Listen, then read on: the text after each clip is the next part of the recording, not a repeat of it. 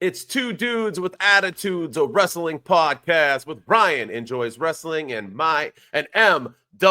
I was about to say my name, spell it out. And this is our WWE podcast edition where we're going to talk all things Raw, NXT, and we're going to do some WrestleMania match predictions today. If you don't already know, we already covered Elimination Chamber. Check it out. It's actually getting more views than our normal ones are doing, so go check it out. We talk all things because I didn't like the John Cena turn, so people are like, ah. But go check that out. And as always, follow, 5-star, review us, comment. Let's get going, Ryan. Let's go. Two dudes with attitudes, let's go. It's the two dudes and our attitudes, ruthless, aggressively speaking, so let's do this. We're Ryan and Denton, they here to get your attention. The 5-star broadcast shit, start to the ending. Whether it's the E or it's all Lee, the two dudes with the attitudes of bring the heat. Get the point, yeah, it's on, time to lock in. Listen to the podcast where they get it poppin'.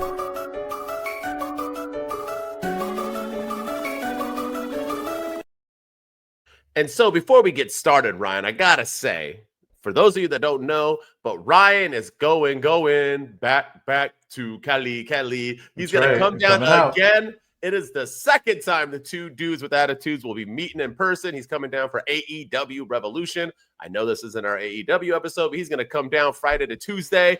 I'm going to take him out. We're going to have some fun. He's going to hang out with my girl. We're going to go bar hopping, Disney. I'm going to show him what the real Disneyland is all about in California Adventure. Let you jump on Guardians, the best ride in the world. You're going to have some fun, and we're going to go to AEW and hopefully make a bunch of content, or the best we can. We said it during WrestleMania. We're going to make so much content. We were just too busy. We really didn't make a lot, but we're going to try. And so check it out. And if you guys are going, if you live in Cali, if you're going down to AEW Revolution, let us know, man. We can all say hi. We'll be there. Up, have a beer. We're going to be there. So, yeah.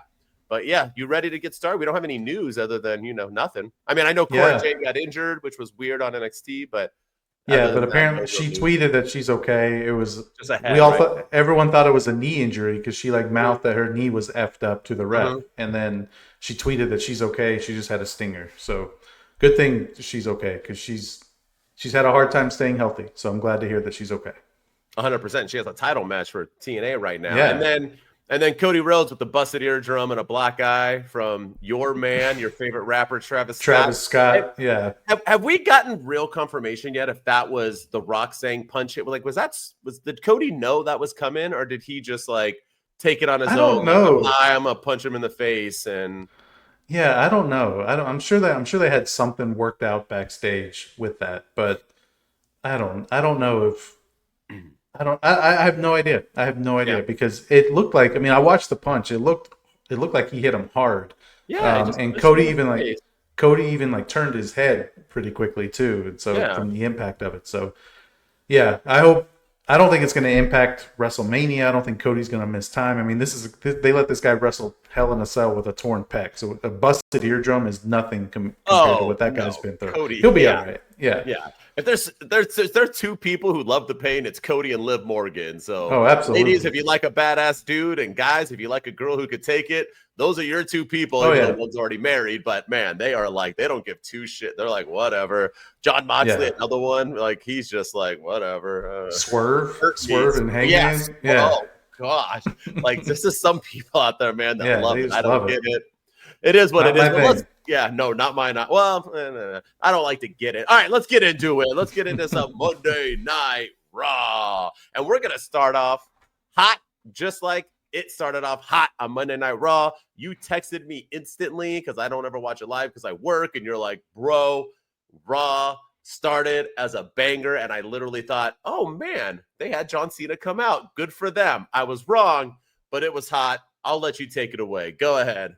Yeah, it was a solid opener. CM Punk came out. First, he pulled up in his Jeep and got out of the car. And I don't understand why he's driving a Jeep. And then he walks in. He looks pissed off. He looks angry.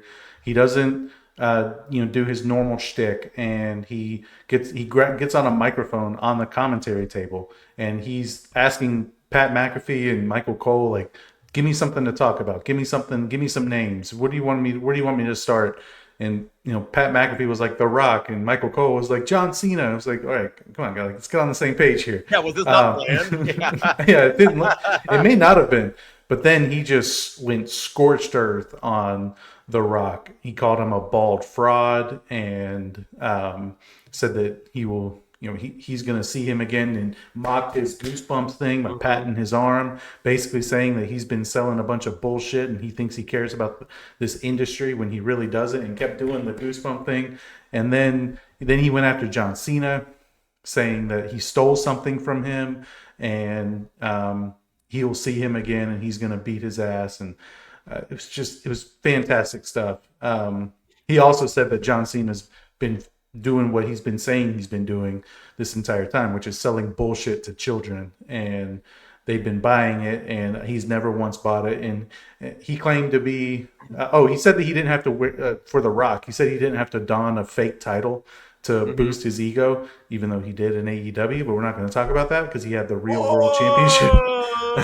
love Punk, but still, it was just a hot way to open up. And then he called out Seth Rollins, and the line of the night was he told Becky Lynch to come get his man before he does, and because if he gets to him before she does, he's going to put him in a wheelchair. And that brought out Seth Rollins, and this might have been the greatest pull-apart brawl I've ever seen in professional wrestling ever. I mean, these guys were fighting all over the place. They kept running away from security, and then they would go into the crowd, and they just kept going at it. It was just so beautifully done. CM Punk looked legitimately pissed off about everything that happened at Elimination Chamber. It was a great way to open it, and got me excited for the rest of the night. It really was. And another two things you've missed. He did one other good line where he said, "I'm going to make a wish." And right, yeah, what he said, but he said his make a wish was going to be to whoop his. I don't know what it was, but it was a real clever line too. And then Becky retorted. She posted a thing where she showed like that CM Punk and Roxanne Perez were wearing the same trunks or whatever, insinuating, I'm assuming, about them having an affair. Kind of, yeah. And then she quickly deleted it. Right. Yeah, kind of deep. Like she did it. Maybe Seth was like, "Whoa, that's not cool." Cool. You know what? I'm assuming it was a Seth, because Seth and CM Punk don't really hate each other. It's fake. You know what I mean? Right. So I'm assuming like certain things are on, like it's okay, but that kind of stuff, because that'll because Punk didn't go there. Right. Yeah. Punk didn't go there. Yeah. And she was like, "Oh, I think," she wrote like, I don't think I'm the one that needs to get my man," basically hinting at AJ Lee coming to get Punk because him and Roxanne Perez are wearing the same ring gear, and she's half his age. So that could just open up a whole can of worms that we don't even want to get into. So I think it was wise for her to delete that tweet. Yeah. There's nothing I hate more than people who insinuate that stuff. Believe you me. But I want to just briefly, because you eloquently said it perfectly, but Punk, man, that was, I don't know if it was pipe bomb too, but holy cow, did he it just shows once again that people see Punk's promos in AEW or see Punk's promos in WWE and think like, oh, he's lost a step. Well, no, it's because he's not. Everyone who goes out with a promo doesn't get full range to just go scorch earth. You know what I mean? Like sometimes he has to let other people carry, and other people have words, and he can't always be the guy getting the upper hand. People don't understand how promos work in pro wrestling. It's not always just Punk needs to go all out on everybody, on Logan Paul, on Seth. But holy crap, they let him go, and he went and he showed. He's still like top five. That brawl, everything about an Elimination Chamber, he looked phenomenal, man. His people are like, oh, he lost a step. He's getting old. He hasn't been getting injured. He's been, I'm telling you, he's in the best shape of his life, it looks like. 100%, dude. I mean, he is, other than looking like an old man because he refuses to dye his gray and his hair is falling. Like for someone who's losing his hair, I think it's funny that he was calling people baldies and he making fun of John Cena, like, Punk, your hair is receding. Your forehead is like a lot bigger than it used to be, bro. Like, let's not get into the men's hair too much, dude. It's not like he's like over here with like Carlito's hair. But no, great stuff. And that pull apart, man. Woo! It was just good. It was really, and my favorite part was the backstage. And we've talked about this before in the podcast, that I hate when a wrestler comes out to attack and then they jump through the ropes and it's like a force field. They're like, I can't do it. And I've always thought about that with the backstage. Like they get pulled to the back. Okay, then they're backstage. They have free range to attack each other. I like that Triple H brings that to the universe that it's like, hey, let's go backstage and they're still fighting. I love it. I love it. I love it. The cage match on Monday Night Raw is going to be dope. I'm assuming we're going to get one Roman Reigns returning in some shape or form to build that awful, awful triple threat they're probably going to do. So, but with that said, I love it all. Great TV. And I think it was a little too hot of a start because I didn't think Monday Night Raw was that bad. I thought it was actually pretty good. It did fizzle. It did because you just started way too freaking hot, man. And the ending was really good. So you had the shocker. So you had like the heat and then the ending. And well, let's just go to it, right? So the ending, right? We had Iyo Sky versus Rhea Ripley. The entire world thought there was 0% chance that Rhea Ripley was going to lose. As we're seeing now with Cena, with what happened on NXT, we are obviously, like I named it, we're in the shock you era right now of pro wrestling where we're just doing things to shock people. But I didn't hate it. I liked it. I think it's bringing in a lot other aspects to it. I think it's giving a twist to the women's division that people were saying aren't getting any attention. This is going to bring a lot more women into it. It's not like Rhea Ripley's just running off into the sunset now. And she cut a promo that wasn't shown about her blaming herself. She was distraught about it. She wasn't blaming Bianca or Iyo. She was just like, that was me. That was my fault because I took my eye off the ball. Just really, really good stuff. When I saw it happen, I was first like, and then I was like, no, I like this. This is good. Yeah. This is good, and it makes people want to tune in because no one thought it was going to happen. Now, hey, I got to tune in to Raw because you never know. And it probably won't happen again for another year, but it'll get people tuning in, right? Because you never know.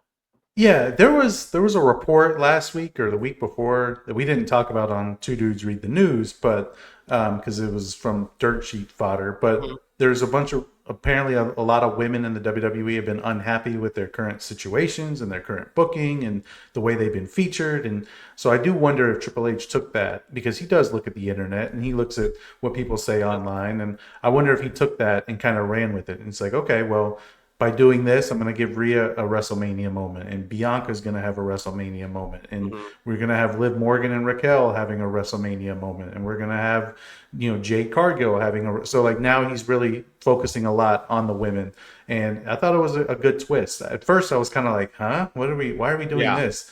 The everything was Bianca versus Rhea Ripley. That's the money match. And I'm still confused as to how they're going to do it. Probably do a triple threat at Mania now with Bianca versus Rhea versus Iyo Sky. But man, that was a great way to end the show. The only thing that I was a little concerned about, and maybe this is just how it appeared on screen, but it felt like the arena was quiet when Iyo Sky was holding up the title. I don't know if maybe they were genuinely shocked that she won, but it just felt like she was holding up the belt and they were doing the fireworks to silence. And that wasn't, maybe it was louder in the arena than it appeared on TV because I'm sure they have to mute things when they do pyro and stuff, but it did feel relatively quiet.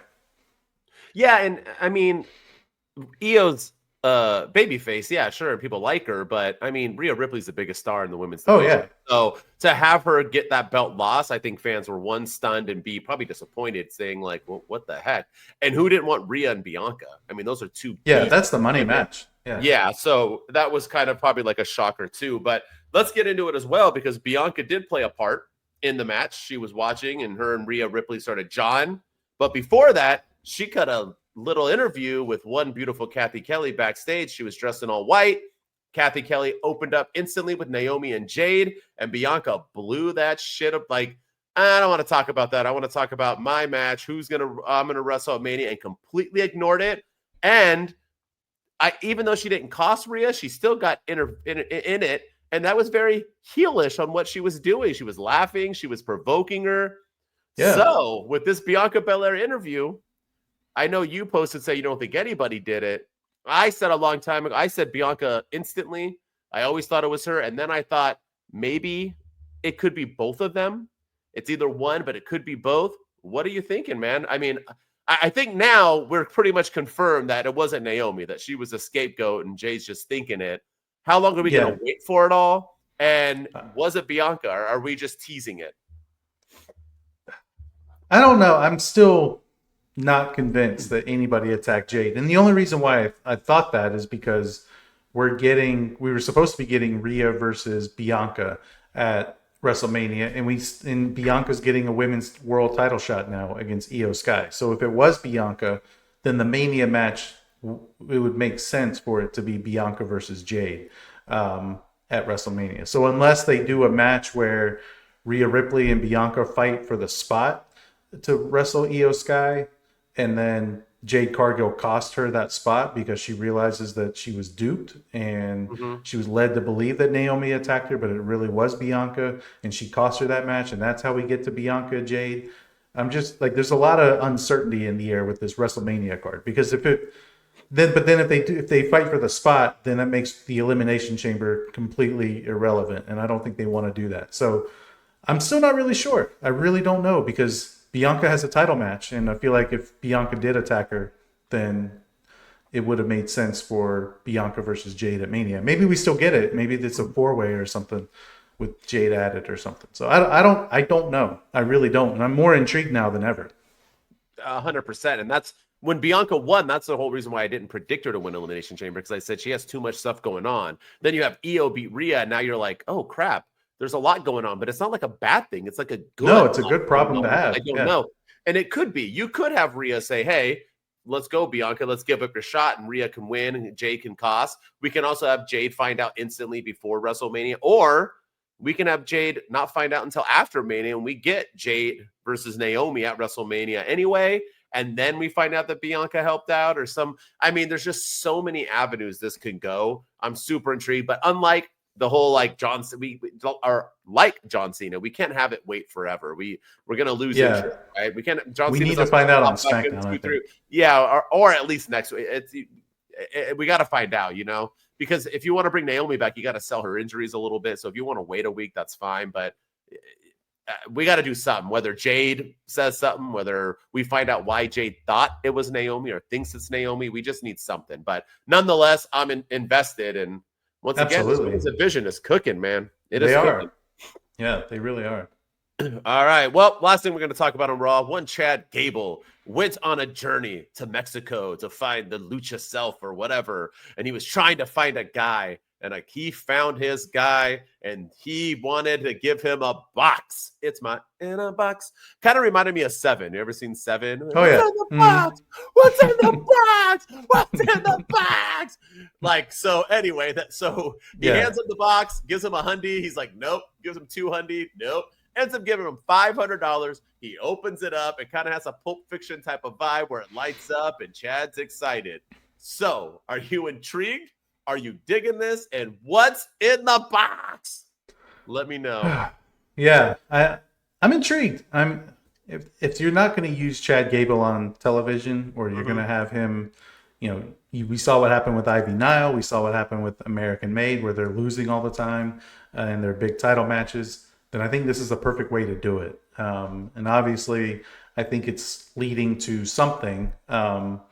And I don't think this is going to be a Vince McMahon type payoff, because remember when Rowan was carrying around the little cage and it was under a cloak, and then they like revealed it, and it was something, I can't even remember what it was, but it was something completely dumb.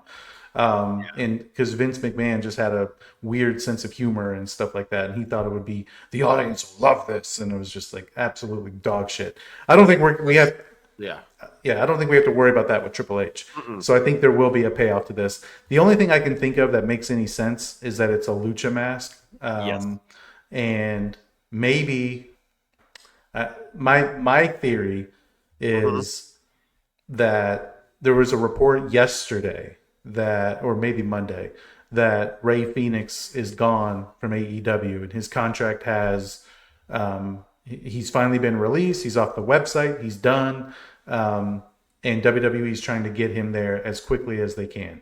And so my theory is that it's Rey Fenix's lucha mask. And that's why Chad Gable was happy, because it's somehow going to lead to either Rey Fenix and Chad Gable versus Penta and Rey or something, or something along those lines. Or Penta versus Rey Fenix at WrestleMania with Chad Gable in the corner of Rey Fenix. But I think it's some sort of lucha mask, but I think it's going to be signifying the arrival of Rey Fenix to WWE.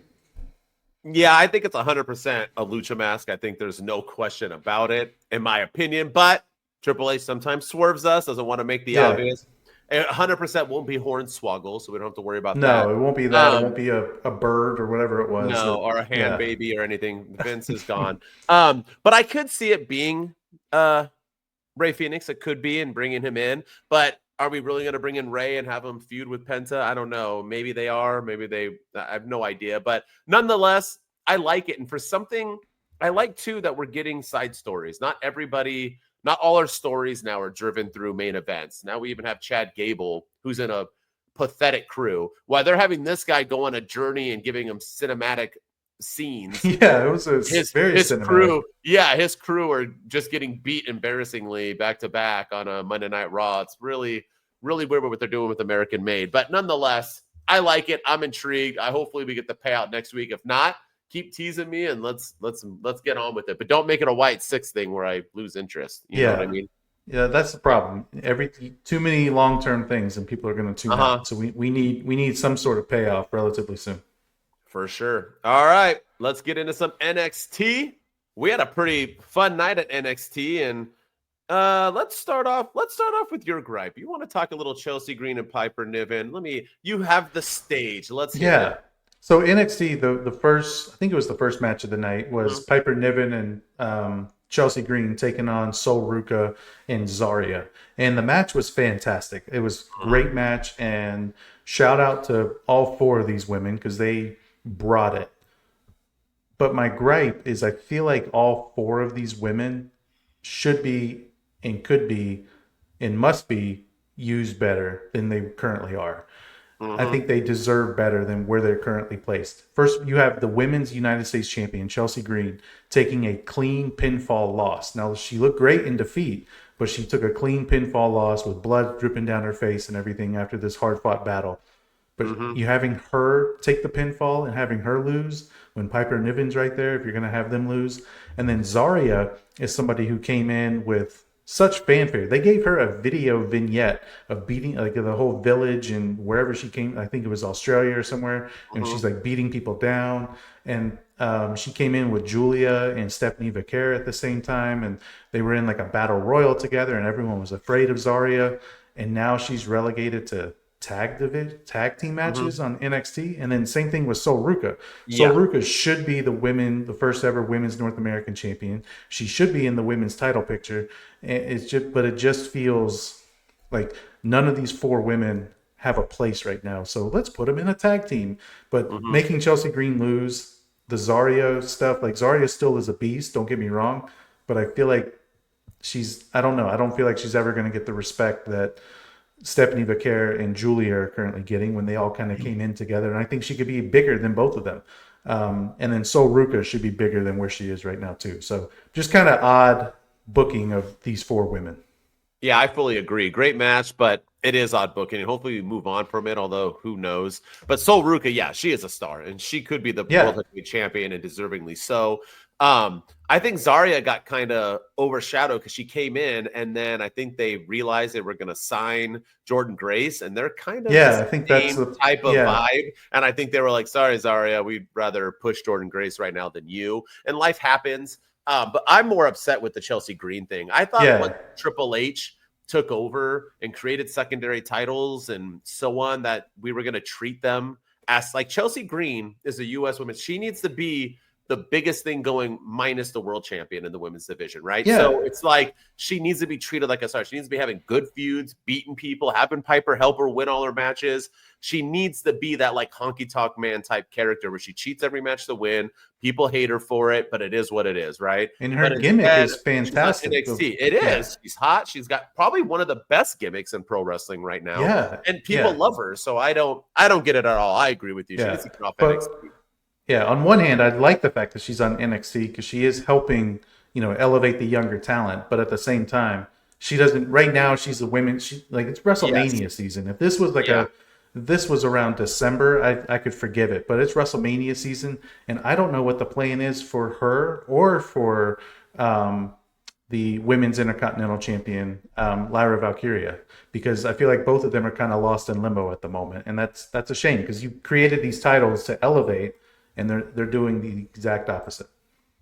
I fully agree. I fully agree. All right, let's get into something else. We had a little bit of a character change, sort of. Trick Williams, he's been building up to it, to a more vicious side. And holy cow, was he vicious this week? He was cutting a promo. Someone interrupted him. He got in his face and shoved him up against the wall and wants some Eddie Thorpe action. Then he had a match with that guy later on. And literally, as soon as the match started, he gave him his finisher. Bop, 1 second in, knocked him out cold, brother. It was like a UFC MMA match. Reminded me a lot of when Ben Askren got knocked out with the knee instantly when the match started. It was great TV. The ref had to break it up, and then he cut a fire promo against Eddie Thorpe. I'm loving it. I think if this is the Trick Williams we're going to get moving forward, I think that's a great one to have him go up against Obafemi, and I think it's a great transition into him going into SmackDown or Raw. This is the Trick Williams that we need, and maybe if he's going to keep this fireside, maybe when he does go to the big stage, he'll team back up with Mello. That would be pretty cool. But nonetheless, I'm personally loving it. I think it's awesome. I think that's how they're still playing his music. You can still whoop that trick if you want, but now he's literally whooping that ass on everybody, and I'm digging it. Yeah, I think he's gotten away from the campiness that the Jey Uso is kind of fallen under right now with the whoop that trick and everything, and he's kind of taken more of that Cody Rhodes approach, where I don't think he's turning heel per se, but Cody Rhodes had to go to a very dark place to beat Kevin Owens in that ladder match, and he had to go to a dark place with The Rock saying "Go fuck yourself," and I think Trick Williams is kind of doing a little bit of the same stuff with his character change. Like, I don't think he's going full heel. I don't think he's turning on the fans. I just think he's going more edgier and hard hitting and no nonsense, and is going to go to that dark place and do whatever he can to get back up to the top. And it's, I'm not excited about this NXT Underground match with Eddie Thorpe. I wish it was just a regular match, but at the same time, I'm excited for Trick and his character change too. Yeah, fully agreed. Well said. All right, like we said, we're in the shock you era. We're Triple H and now HBK. They just want to shock you, and boy, did they. We have Tony D, who I said is possibly the next world heavyweight champion in NXT. This dude is money. He's talented, and he just lost to Shawn Spears due to my back hurts and a roll-up. Let's hear your take. Talk about coming out of the blue. I felt like this was very, very random. I know these guys have been kind of feuding and stuff, but I thought Iyo Sky had a better chance of beating Rhea Ripley on Monday Night Raw than Shawn Spears had of beating Tony D'Angelo, just based on the way they've been booked and the way that they've been built, and Iyo Sky's history and everything. So I was genuinely surprised, and I was a little. You could tell the audience in NXT was a little surprised too with the way they responded to everything as well. So. Yeah, I don't know how I feel about it. I'll take a wait and see approach, but it was how it was done. His back gave out when he was trying to do his finishing move, and then a roll up, and that's it. I mean, there was no chair. There was no. They got the family involved, and I don't understand these referees with Bianca interfering in the women's match on Raw, and there's no interference. The family got involved, and Shawn Spears' crew got involved. One of them even attacked Tony D'Angelo right in front of the referee. And Vic Joseph even says the referee's clearly using his discretion here, so like not disqualifying them. Said the same thing with Bianca. Remember, Michael Cole said it. Yeah. Yeah, I didn't know that was like a pick or choose. Like, I'll let it go. Yeah. I mean, I get some. I mean, they say this in the NBA. Some refs let the guys play. Some refs call fouls so maybe it's one of those where they're letting them wrestle. They're letting them do it. But yeah, it was just very strange booking, and it's very strange in the way that it was done. And it makes me wonder, like, is Tony D'Angelo getting ready to move up to the main roster? Is he going after Obafemi now, and Trick Williams isn't? Like, what's going on there? Because, but I'm also happy for Shawn Spears. I think it was he's good at what he's doing. He's elevating, and I'm curious to see what he does with this North American Championship. But I was more shocked about this than I was Iyo winning. Yeah, I fully agree. And everything you said, I'm happy for Shawn. Good for him. I mean, he hasn't gotten the same rub as all the other AEW guys have who've come over, and now he's finally getting it. But I'm not for Tony D losing. I like Tony D, but maybe you're right. Maybe they aren't doing Trick. Maybe once Trick's done with Eddie Thorpe, he's moving on, and maybe they are going to do Tony D versus Obafemi at Stand and Deliver. Who knows? But nonetheless, we're here to shock, right? Now you got to tune into NXT as well. If that's going to be the way they could probably. I'm not going to hate on it. Yeah. And next week is Roadblock, and who knows what's going to happen there with the Hardy Boys and Praxium and Obafemi and Moose. So it's going to be champion versus champion. Yeah, so we're going to have a new NXT champion next week, most likely, or a new women's North American champion. So there's going to be some shock value next week as well. Yeah. Or not. I think Jordan Grace is getting involved in that, but we'll see. I think we're getting a triple threat monster at Stand and Deliver. But all right. Well, yeah.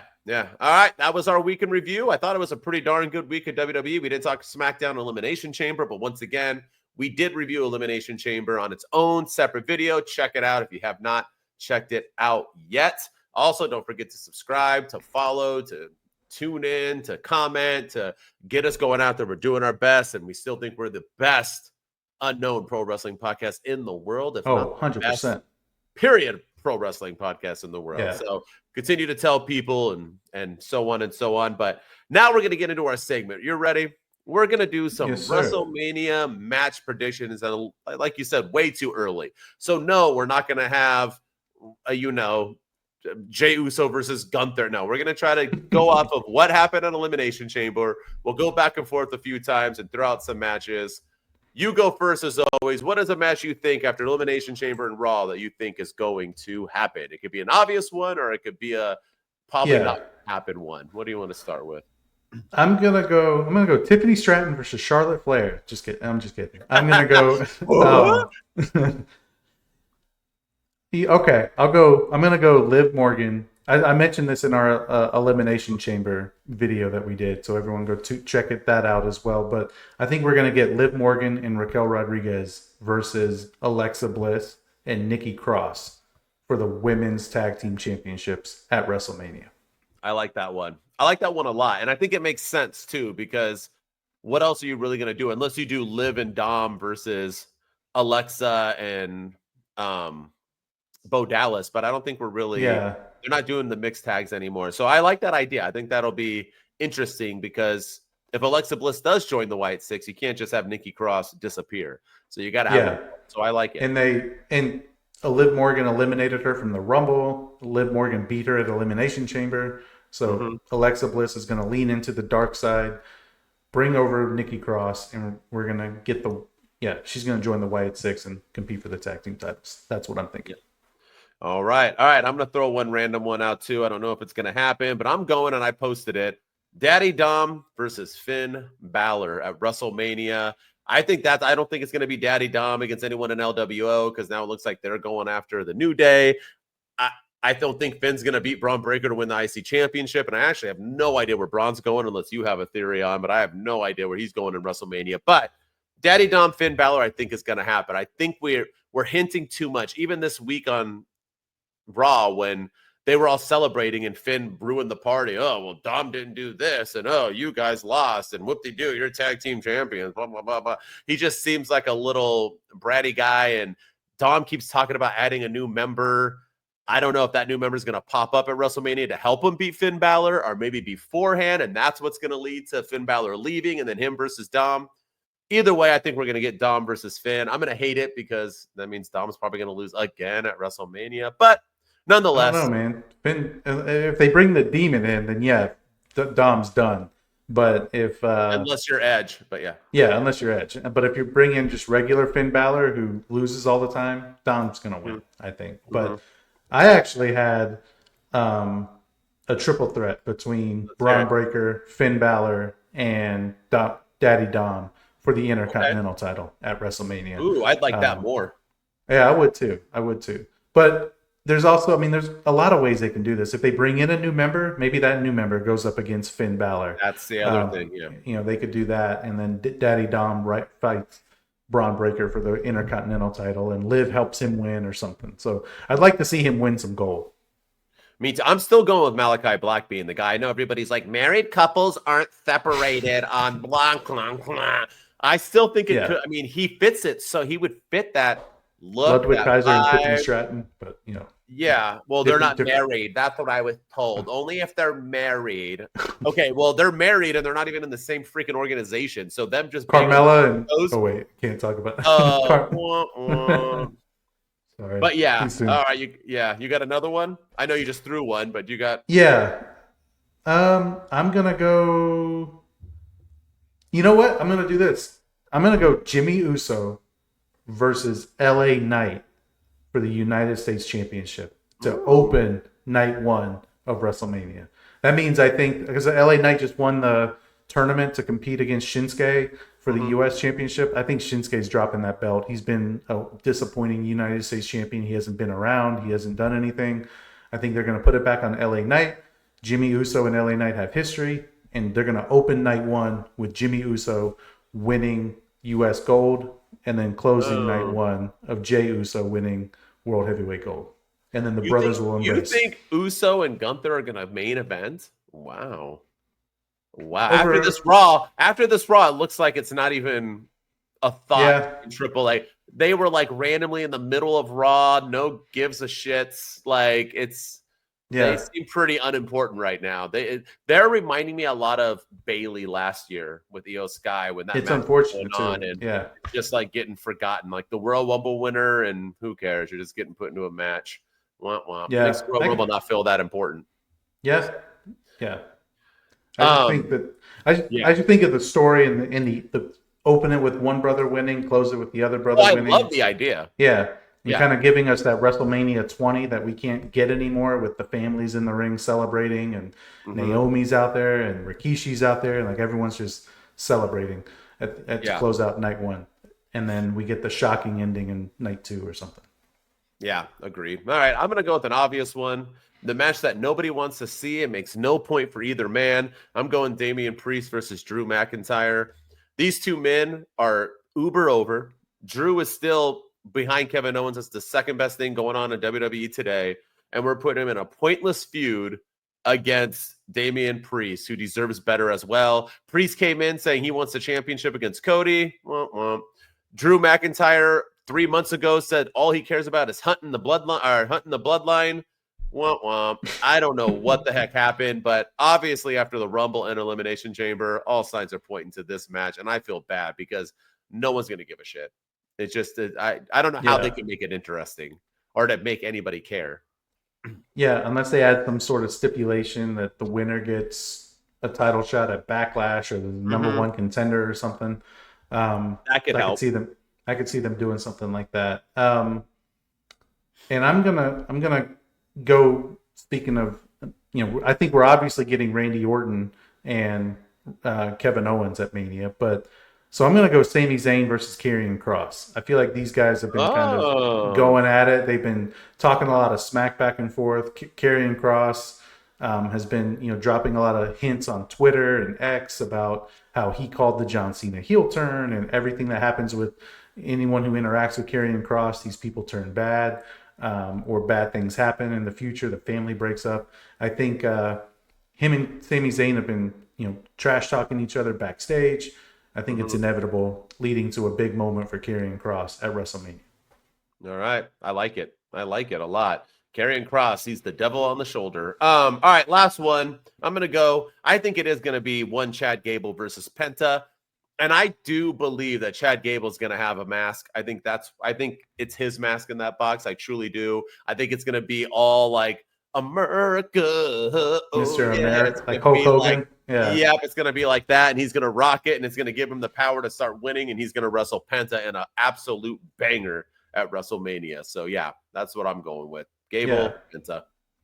I was going to go in his corner, like rooting him on, maybe, but yeah. Yeah, I don't know where they're going with this Chad Gable thing, because I had the New Day, because they're always going to do a tag team showcase on each night. So I was going New Day versus LWO versus the Lucha Brothers versus the War Raiders for the tag team titles for the Raw belts. And then on the SmackDown side, it's DIY, Street Profits, A-Town Down Under, and Motor City Machine Guns. And then that's when A-Town Down Under finally breaks up. But I don't know what I like your idea of Chad versus Penta. I think Penta has come in too hot as a single star that they need to keep that momentum going. putting him in a tag team right now. Just do that after Mania. Yeah. So I like your idea better. And having, maybe if they do add in Phoenix, turning on his like best friend, you know what I mean? So to say, it's like, that's a pretty good angle too. And to get Penta a little bit even more over. So yeah. I'm all for it. All right, there it goes. Let's see if we get any of these right. I'm assuming we'll get maybe at least one or two. I'm assuming Priest and McIntyre is a shoe-in, but we'll see if we get any of our more hard ones out. All right, now let's get into it. It is LVD MVD time, where we're going to say our least valuable, most valuable dude or dudettes of this week of pro wrestling. It doesn't mean we hate them or love them. It just means we think they were the most poorest or the bestest. As always, Ryan, who do you got first? Who's your least valuable dude or dudette of the week? I'm gonna really surprise you with this one, but I'm going with SmackDown General Manager Nick Aldis. And here's why. Because a grave injustice occurred over the last couple of weeks, and it's all because of Nick Aldis. He didn't do a proper investigation. He did not do a thorough enough job when it came to the Jade Cargill attack. And he pinned all the blame on Liv Morgan and Raquel Rodriguez. And because of him, those two women were unfairly treated and unjustly accused of something they clearly did not do. He showed the video of Jade Cargill's attack. They showed Raquel Rodriguez and Liv Morgan leaving the scene. He didn't rule them out as suspects. But he also he didn't say that he didn't make them the primary suspects when that video was made. But he also didn't completely rule it out.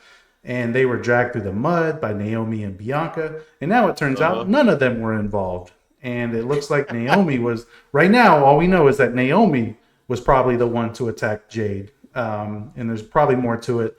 But what Nick Aldis did by showing them that video clip was very irresponsible. He didn't do a complete, thorough investigation and just let people be falsely accused. He ran with something before he had all the information. And this is why when there's a crime committed, the police go do a press conference and they say, we can't comment on an active investigation because they don't want wrong information getting out there. They don't want people being falsely accused. That didn't happen with Nick Aldis, and Liv Morgan, her beautiful self, and Raquel Rodriguez were falsely accused of something they clearly did not do. And therefore, Nick Aldis is my LVD of the week. You look like a lawyer reading that off of, like, you wrote it down. You were I like, did. Here. Oh my God. So well he did done. It. He had a personal agenda in mind. He had bias. I didn't even get into the legal jargon. But I love it. Nick Aldis is the LVD. Take that, Mickey James. All right. Well, I got a whole different route, but I love your route. You definitely win for the week. My LVD is American Made, the whole crew. That's a good one, too. I get that Chad Gable, what's in the box? But how do you have, like, Master Gable gave us one rule while he's gone, and that is to win a championship. I'm up first. She took a L, and then when it was the time for the tag team to go, they literally showed a promo of her talking about, after I whoop her up and down this, I'm like, you just lost. Like, why are you showing this after you lost? The AEW stuff right there. Yeah, it was so bad. And then they took a L after watching Chad Gable's video. I'm like, what? Or if you're going to push Chad Gable, then don't give his cronies 2 losses and save that for next week or something. It was like a shining week for him. That's my LBD of the week. I mean, it's like, come on, American Made. Like, you sucked as Alpha Cat. Now you're sucking as American Made. We got to do something here. Hopefully, Chad Gable putting on that America Lucha mask will help him rejuvenate his career and his crew. So, yeah. Absolutely. Maybe this is their way of breaking him away from that crew. And he realizes that he's been in groups the last, like, 4 or 5 years, and they've been holding him down. He needs the power of the Lucha, and he embraces it, and then he goes on a little solo run, which I would like to see. By the way, really quick, is the Alpha Academy now officially called the Alpha Babes? Is that the real name? I guess. I thought it was just a shirt, but they were like, we're the Alpha Babes. I'm like, the Alpha Babes? That's what I guess, man. Damn. Yeah. Can't get every faction name right. All right. Time for our MVDs, the most valuable dude or dudette or dudettes of the week. Who do you got? I have to give it to John Cena. I just feel like, I mean, with the moment that he had at Elimination Chamber, I mean, it was talked about. It gave national media attention to the WWE. It was talked about on First Take. It was talked about all on various entertainment platforms. People on X are talking about it. Celebrities, basketball players, everybody's talking about it. John Cena, the thing that whether we liked it or not, I mean, it was a shocking moment, and it was done very well. And and the only hesitation I had about putting him as MVP was there was no follow-up on Monday Night Raw.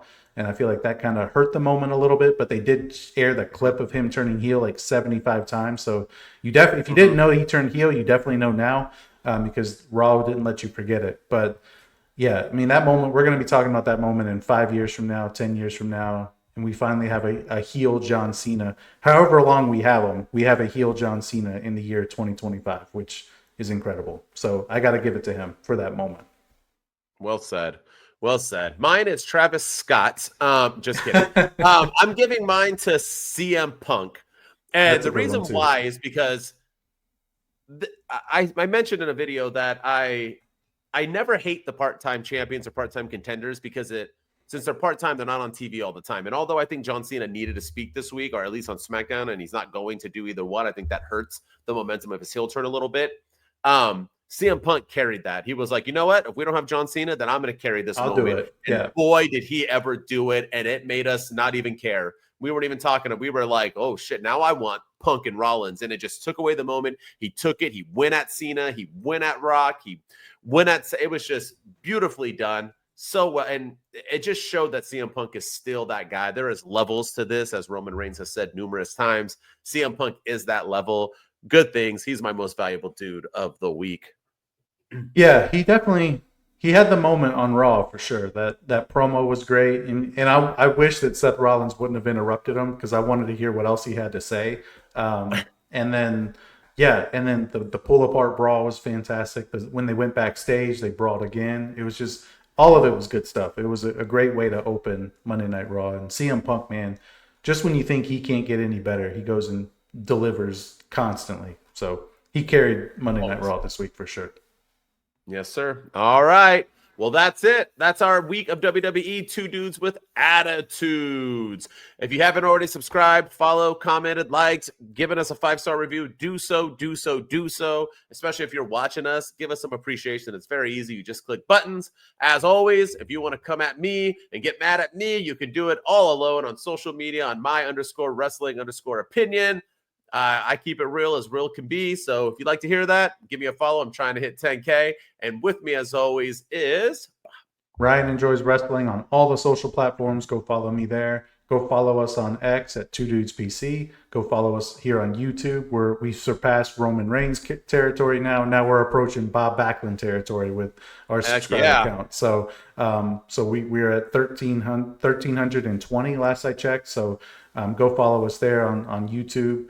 And then, we're on Instagram now. I just got to work on getting us some videos out there, and then on TikTok at 2 Dudes with Attitude. So go follow us there and help us get over 1K on TikTok. So appreciate all the love and support. And if you're listening to us on audio and Spotify, Apple, you name it, drop us a 5-star rating and review. Helps us out with the algorithm and gets our name out there, because like you said earlier, we are the best unknown wrestling podcast out there, and we want to be known. So tell everyone about your favorite 2 dudes on the internet. 2 Dudes Wolfpack. We out. 2 dudes with attitudes. Let's go. It's the 2 dudes and our attitudes ruthless, aggressively speaking. So let's do this. We're Ryan and Denton. They here to get your attention. A 5-star broadcast. Start to the ending. Whether it's the E or it's all E. The 2 dudes with the attitudes that bring the heat. Get the point. Yeah, it's on time to